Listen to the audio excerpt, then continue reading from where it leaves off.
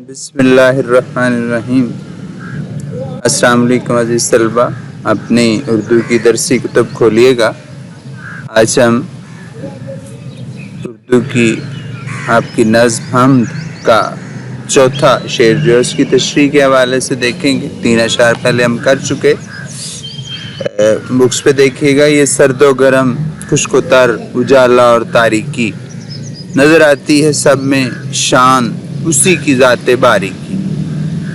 सर्द व गर्म, इससे यहाँ पे मुराद एक तो मौसम सर्द और गर्म है, दूसरा हालात का भी जिक्र है। उजाला से मुराद रोशनी है और तारीकी अंधेरा। आपको पहले भी बता चुका हूँ कि तशरीह जब आप शेर की शुरू करेंगे तो आप शुरू में उसलूब में पहले लिखेंगे। उसलूब से मुराद है शायर का मुख्तसर सा तारुफ।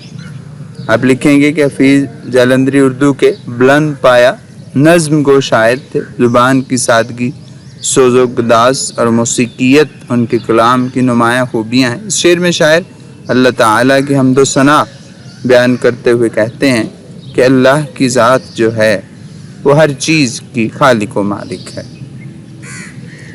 हमारी ज़िंदगी में अगर अच्छे बुरे जिस किस्म के भी हालात आते हैं, उनका मालिक अल्लाह की ज़ात है। कुरान पाक में कहा गया, आसमान से ज़मीन तक वही हर काम की तदबीर करता है।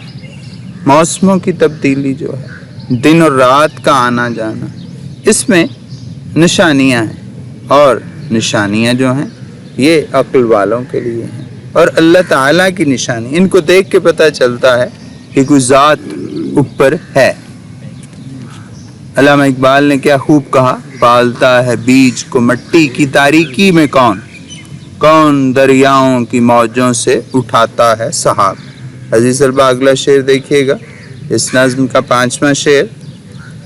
इसमें शायर कह रहे हैं, वही है कायनात और उसकी मखलूक़ात का खालिक, नबातात, जमादात और हैवानात का खालिक। मुश्किल अल्फाज के मानी देखिएगा।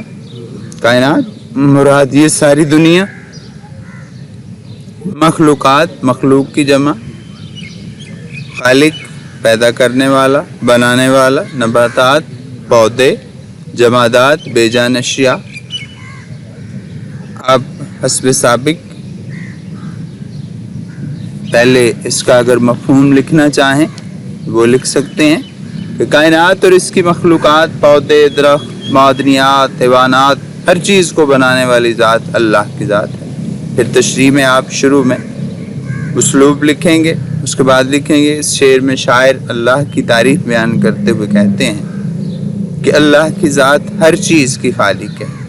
इस दुनिया में जितनी भी मखलूक़ात हैं उनका खालिक अल्लाह की ज़ात है।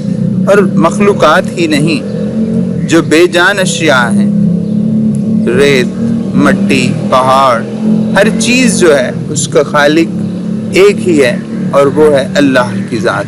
कुरान पाक में इरशाद होता है, ज़मीन और आसमानों में जो भी है उसके ममलूक हैं, सब उसके ताबे फरमान।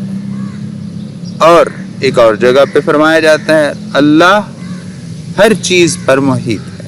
अज़ीज़ तलबा, अल्लाह की ज़ात वो ज़ात है जो पौधे हैं, चरिंद, परिंद, दुरिंद, हर चीज़ का वही खालिक है जो है अल्लाह की ज़ात।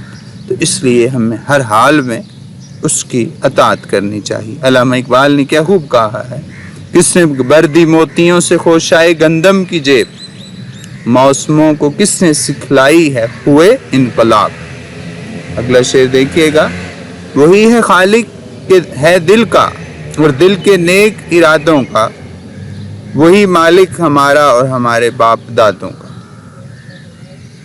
खालिक बनाने वाला, पैदा करने वाला, नेक इरादे, अच्छे इरादे,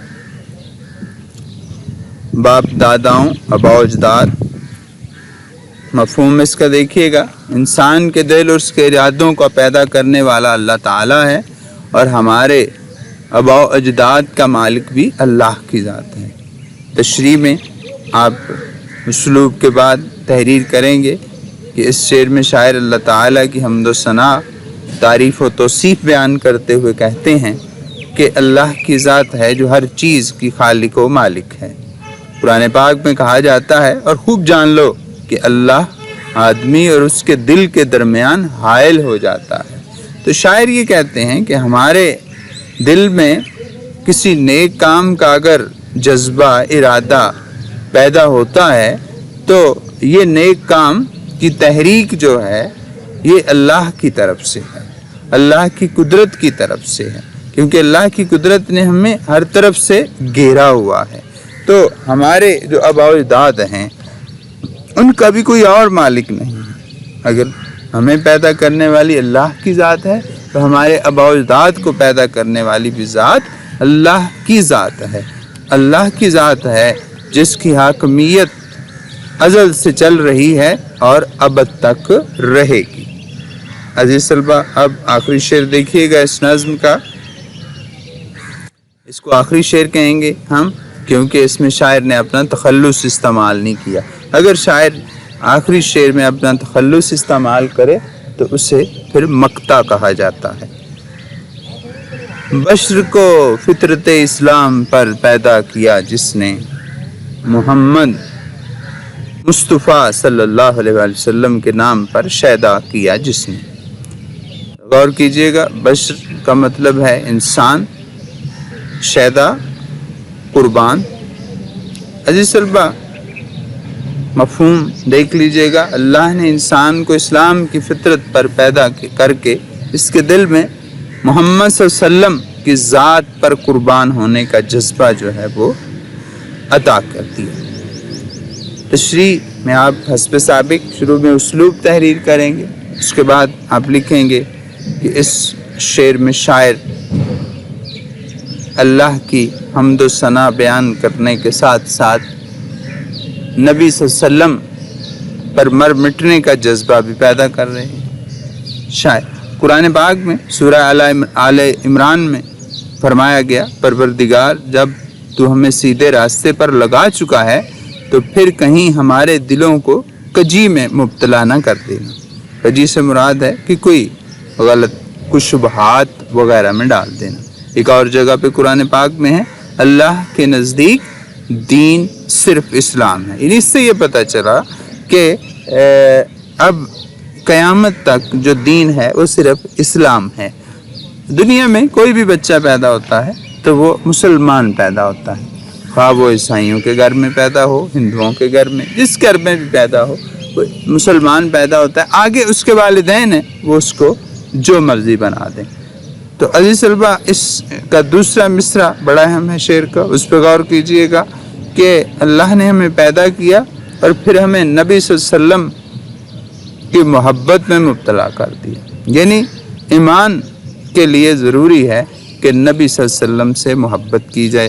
قرآن پاک میں اللہ تعالیٰ نے بارہا جگہوں پہ یہ فرمایا کہ اگر تمہیں اللہ سے محبت ہے تو میرے رسول کی اطاعت کرو۔ کئی جگہوں پہ اللہ تعالیٰ نے فرمایا اطیعوا اللہ و اطیعوا الرسول۔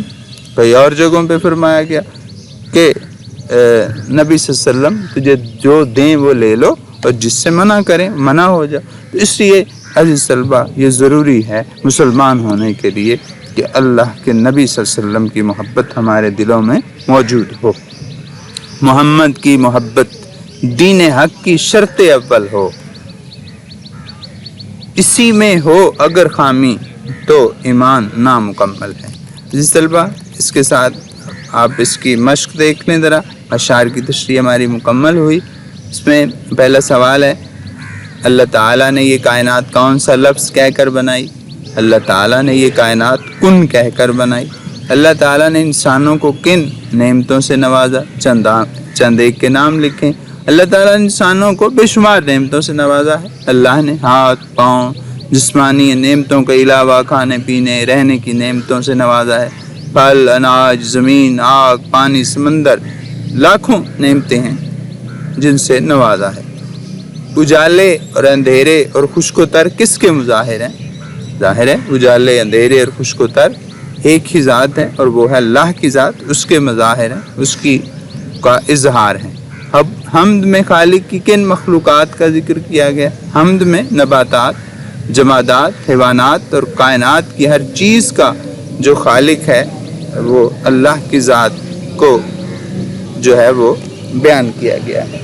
جی، اس نظم کا خلاصہ آتا نہیں ہے 10th میں، لیکن پھر بھی دیکھ لیں چونکہ شارٹ کویسچنز میں ہے اس لیے یہ کرنا پڑے گا۔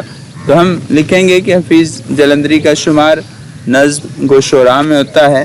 نظم انہوں نے اللہ تعالیٰ کی صفات کی تعریف بیان کی ہے۔ وہ کہتے ہیں کہ اللہ تعالیٰ نے ایک حرف کن کہہ کر یہ کائنات تخلیق کی، اس میں انسانوں، جانوروں اور پودوں کو پیدا کر کے رونق سے بھر دیا۔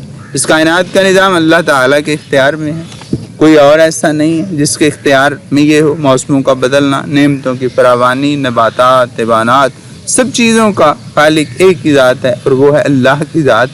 اور اللہ تعالیٰ نے اپنی مہربانی سے انسان کو نیک فطرت پیدا کیا اور محمد صلی اللہ علیہ وسلم کے نام پر نثار قربان ہونے کا جذبہ دلوں میں پیدا کر دیا۔ عزیز طلبہ، یہ مشکل الفاظ ہیں اور اس مشق میں کوئی خاص سوال جواب نہیں ہے جو امتحانی نقطہ نظر سے اہم ہوں۔ یہ MCQs ہیں، یہ ذرا دیکھ لیجئے گا۔ نظم ہم کس شاعر کی تخلیق ہے؟ حفیظ جلندری۔ کائنات کا وجود اللہ تعالیٰ کے حرف کن کا نتیجہ ہے۔ نظام آسمانی اور بہار دانی میں کون سی بات مشترک ہے؟ ان میں سب میں جو بات مشترک ہے وہ ہے خالق ایک ہے، یہ ایک اللہ تعالیٰ کی ذات ہے جس نے یہ سارا نظام پیدا۔ یہ عالم اللہ تعالیٰ نے کس چیز سے بھر دیا؟ اللہ تعالیٰ نے یہ عالم جو ہے اللہ تعالیٰ نے ان سب چیزوں سے جو ہے وہ بھر دیا۔ ذات باری تعالیٰ کی شان کہاں نظر آتی ہے؟ ان سب چیزوں میں نظر آتی ہے۔ اللہ تعالیٰ نے انسان کو فطرت اسلام پر پیدا کر کے کون سا احسان کیا؟ اللہ تعالیٰ نے اس میں محمد صلی اللہ علیہ وسلم کا شیدا کیا۔ تو یہ آپ کی مشق مکمل ہوئی۔ اس کے ساتھ اس لیکچر میں آپ زمزم جو مضمون ہے اس کا اگلا حصہ جو ہے وہ تیار کریں گے۔